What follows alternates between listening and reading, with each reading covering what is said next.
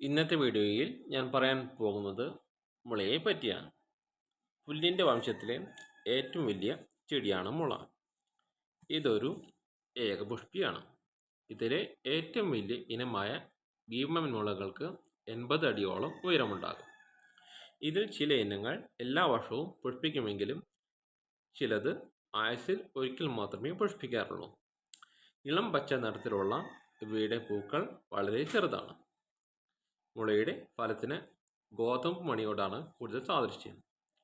പൂക്കുന്നതിന് 2 വർഷം മുമ്പ് തന്നെ മൂലകാണ്ഡത്തിൻ്റെ പ്രവർത്തനം നിലയ്ക്കുകയും തന്മൂലം പുതുമുളകൾ നാം വിടാതിരിക്കുകയും ചെയ്യും. സാധാരണ ഒരു മുളയ്ക്ക് 80 മീറ്റർ വരെ നീളവും 100 കിലോ വരെ ഭാരവും കാണപ്പെടുന്നു. വാണിജ്യപരമായി വളരെയേറെ ഉപയോഗങ്ങളുള്ള ചെടിയാണിത്.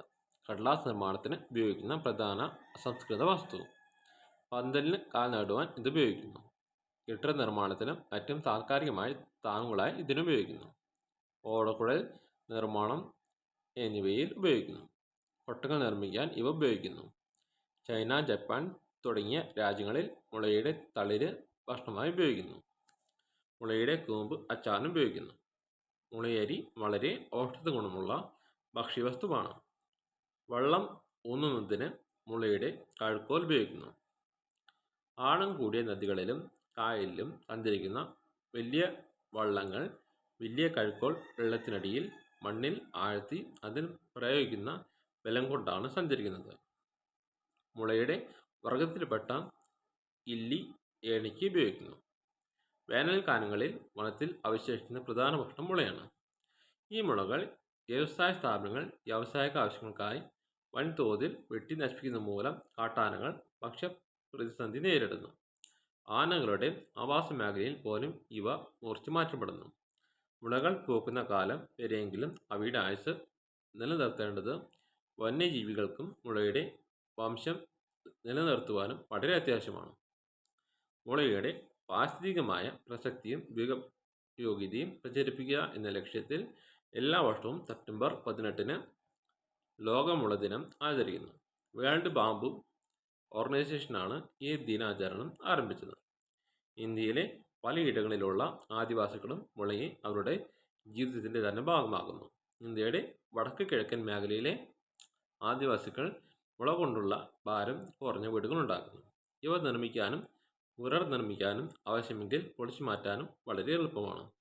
ആധുനിക മനുഷ്യർക്ക് ഇരുമ്പ്, ഇഷ്ടിക, സിമൻറ്റ് എന്നിവ പോലെ ഇവിടുത്തെ ആദിവാസികൾ ഉപയോഗിക്കുന്നത്. വീടിൻ്റെ ചട്ടം നിർമ്മിക്കുന്നതിന് പുറമെ നെയ്ത്ത് ചട്ടകൾ ചേർക്കുന്നതിനും കെണികൾ, കത്തികൾ, കുന്തം തുടങ്ങിയവ നിർമ്മിക്കുന്നതിനും ഉപയോഗിക്കുന്നു. മുളയുടെ ഒരു കഷ്ണം മറ്റൊരു മുള കഷ്ണത്തിൻ്റെ ഇടവിലൂടെ ഉരസി തീ ഉണ്ടാക്കുന്നതിനും ഉപയോഗിക്കുന്നു. ഭക്ഷണം പാകം ചെയ്യുന്നതിനും മുള ഉപയോഗിക്കുന്നു. മുളയുടെ ഉള്ളിൽ അരി നിക്ഷേപിച്ച് അത് തീയിലിട്ടാണ് അരി വേവിക്കുന്നത്. ഇളം മുളം കൂമ്പ് വേനൽക്കാലത്ത് ഉണക്കി സൂക്ഷിക്കുകയും വർഷക്കാലത്ത് ഭക്ഷണമായി ഉപയോഗിക്കുകയും ചെയ്യുന്നു. മുള പൂത്ത് വിത്തുണ്ടാകുന്ന കാലം ഒരു നിർഭാഗ്യകരമായ ഒന്നായി പലയിടങ്ങളിലും കണക്കാക്കുന്നു. ഇക്കാലത്ത് എലികൾ ഈ വിത്ത് തിന്നാനായി ധാരാളമായി എത്തുകയും വിത്തുകൾ തീരുന്നതോടെ അവ മറ്റു വിളകൾ ആക്രമിക്കാൻ ആരംഭിക്കുകയും ഇതുവഴി വൻ ക്ഷാമം അനുഭവപ്പെടുകയും ചെയ്യുന്നതായും കാരണം. ഉണർന്ന നാളുകാരുടെ ജന്മനക്ഷത്രം വൃശ്ചം ആണ്.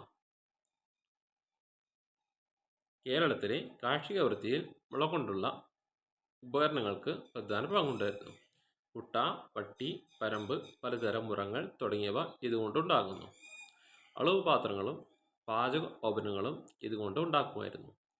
തെങ്ങോലയോ പനമ്പട്ടയോ കൊണ്ട് മേഞ്ഞിരുന്ന പുരങ്ങളുടെ പ്രധാന നിർമ്മാണ വസ്തു മുളയായിരുന്നു.